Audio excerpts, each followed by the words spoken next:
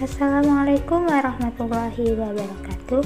Perkenalkan, saya Wina dengan NIM 19038420209. Pada video kali ini, saya akan mempresentasikan perangkat pembelajaran yang saya buat untuk tugas proyek mata kuliah perencanaan pembelajaran matematika yang diampu oleh Ibu Asis Dr. Nur Izzati SPD MSI.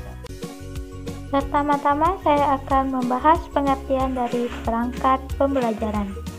Perangkat pembelajaran merupakan alat atau perlengkapan untuk melaksanakan proses yang memungkinkan pendidik dan peserta didik melakukan kegiatan pembelajaran. Menurut Permendikbud Nomor 65 Tahun 2013 tentang Standar Proses Pendidikan, penyusunan perangkat pembelajaran merupakan bagian dari perencanaan pembelajaran. Perencanaan pembelajaran dirancang dalam bentuk silabus dan RPP yang mengacu pada standar isi.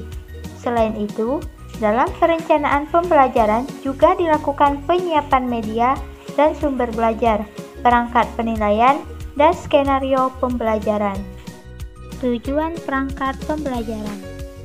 Tujuan adanya perangkat pembelajaran adalah untuk memenuhi keberhasilan seorang guru dalam pembelajaran. Perangkat pembelajaran dijadikan sebagai acuan dasar atau rambu-rambu bagi guru dalam melaksanakan pembelajaran agar menjadi tujuan yang diharapkan. Tanpa adanya perangkat pembelajaran akan menyebabkan pembelajaran menjadi tidak terarah dan tidak jelas. Jadwal perencanaan pembuatan proyek. Pada bulan September minggu pertama, saya sudah mulai mencari dan mengumpulkan referensi terkait tugas proyek. Pada bulan September minggu kedua, saya membuat perencanaan terkait tugas proyek. Pada bulan September minggu ketiga dan minggu keempat, sudah mulai merancang silabus dan mempelajari komponen-komponen yang ada pada silabus. Pada bulan Oktober minggu pertama dan kedua, membuat prota dan promes.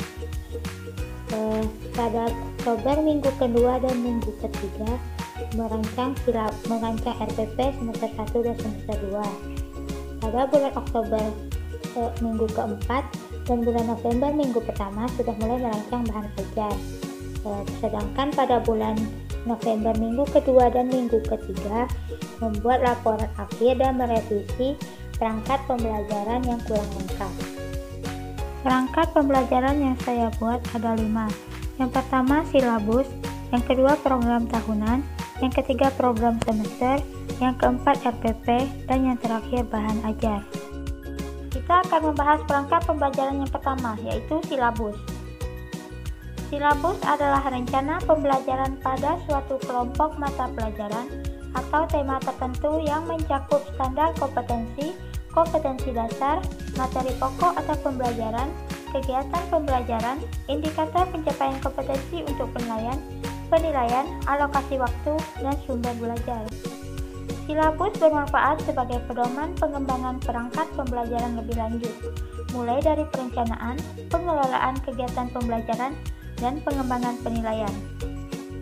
Komponen dalam silabus meliputi identitas silabus, kompetensi inti, kompetensi dasar, indikator pencapaian kompetensi, materi pembelajaran, kegiatan pembelajaran, penilaian, alokasi waktu, dan sumber belajar. Berikut adalah contoh silabus pembelajaran yang saya buat untuk sekolah tingkat SMP, mata pelajaran matematika. Perangkat pembelajaran yang kedua yaitu PROTA atau program tahunan. PROTA adalah susunan alokasi waktu pembelajaran selama 1 tahun untuk mencapai standar kompetensi dan kompetensi dasar yang diharapkan. Alokasi waktu sangat diperlukan agar seluruh SK dan KD bisa diterapkan dan diterima oleh para peserta didik. Fungsi dari PROTA adalah yang pertama mengorganisir pembelajaran agar bisa berjalan secara optimal. Yang kedua, dijadikan pedoman untuk menyusun promes. Yang ketiga, dijadikan pedoman dalam menyusun kalender pendidikan.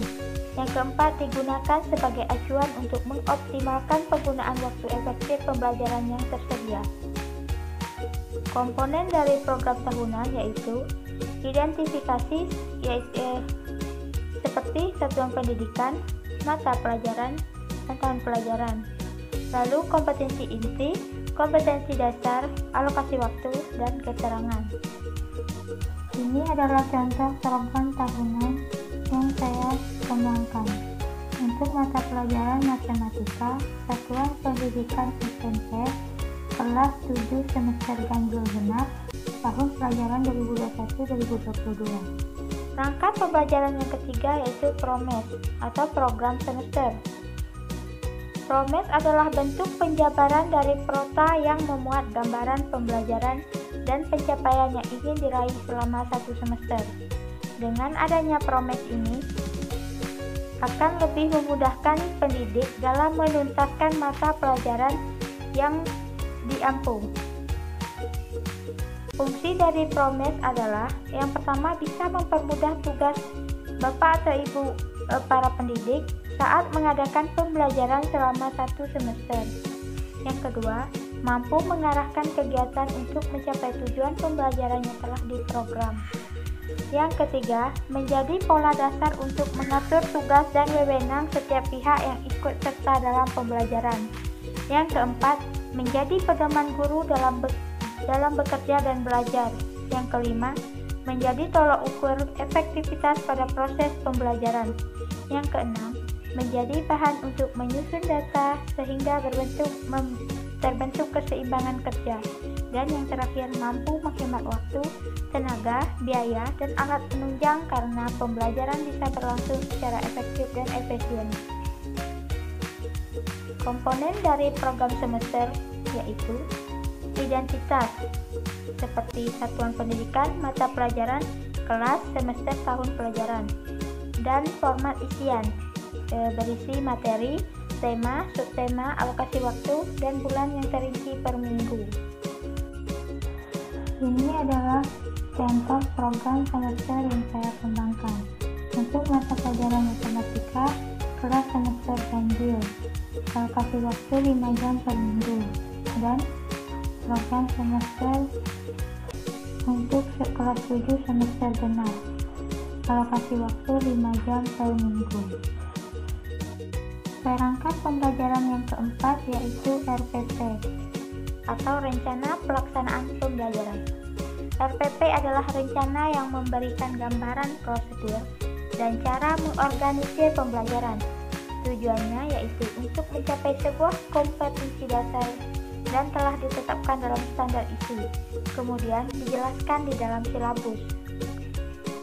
Kunandar menyampaikan bahwa fungsi RPP adalah sebagai acuan bagi guru untuk bisa melangsungkan kegiatan belajar dan mengajar bersama para siswanya supaya lebih terarah, berjalan efektif dan efisien.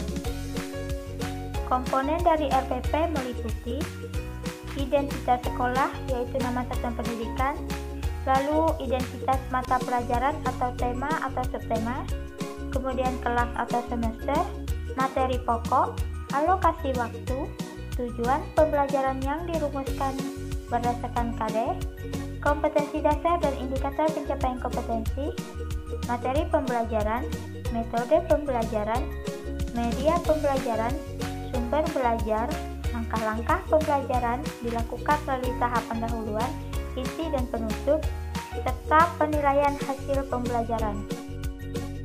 Ini adalah contoh RPP yang saya kembangkan. Untuk satuan pendidikan SMP, mata pelajaran matematika, kelas 7 semester ganjil, materi pokok, komplemen himpunan. Alokasi waktu 3 kali 40 menit, 1 kali pertemuan.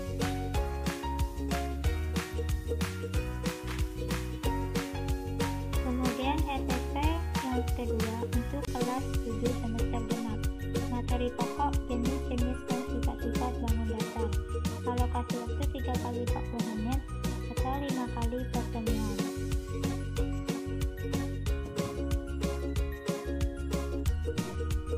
Perangkat pembelajaran terakhir yaitu bahan ajar. National Center for Vocational Education Research LTD atau National Center for Competency Based Training dalam Majid. Bahan ajar adalah semua jenis bahan yang digunakan oleh guru atau pelatih untuk melakukan kegiatan belajar mengajar di kelas. Materi yang dirujuk dapat ditulis atau tidak tertulis. Bahan ajar disusun dengan tujuan untuk penyediaan bahan ajar yang memenuhi persyaratan kurikulum dan memperhitungkan kebutuhan siswa, khususnya bahan ajar yang sesuai dengan karakteristik dan keadaan atau lingkungan sosial siswa. Lalu, membantu siswa menerima bahan ajar alternatif selain buku pelajaran yang terkadang sulit diperoleh. Lalu, tujuan yang terakhir memudahkan guru dalam melaksanakan pembelajaran. Komponen bahan ajar menurut Panen terdiri dari 3 komponen inti, yaitu komponen utama, komponen pelengkap, dan komponen evaluasi hasil belajar. Komponen utama berisi informasi atau topik utama yang ingin disampaikan kepada siswa atau harus dikuasai siswa. Umumnya, bahan ajar utama berbentuk bahan ajar cetak. Komponen yang kedua yaitu komponen pelengkap, dapat berupa informasi atau topik tambahan yang berintegrasi dengan bahan ajar utama, berbentuk bahan ajar cetak. Sedangkan komponen pelengkap dapat berupa informasi atau topik tambahan yang terintegrasi dengan bahan utama, atau informasi atau topik pengayaan wawasan siswa. Biasanya, komponen pelengkap terdiri dari bahan pendukung cetak, seperti materi pengayaan, bacaan, jadwal, silabus. Bahan pendukung non-cetak seperti kaset, CD, dan VCD, panduan siswa, panduan guru, dan lain-lain yang diperlukan siswa untuk mempelajari suatu topik yang disajikan melalui beragam media. Komponen yang ketiga yaitu komponen evaluasi hasil belajar. Terdiri dari perangkat soal atau butir tes atau alat evaluasi hasil belajar non-tes yang dapat digunakan untuk tes formatif siswa selama proses pembelajaran dan tes sumatif siswa pada akhir semester. Contoh bahan ajar yang saya kembangkan yaitu LKS dan modul pembelajaran. Sekian produk perangkat pembelajaran yang saya kembangkan. Terima kasih sudah menonton. Saya akhiri dengan wassalamualaikum warahmatullahi wabarakatuh.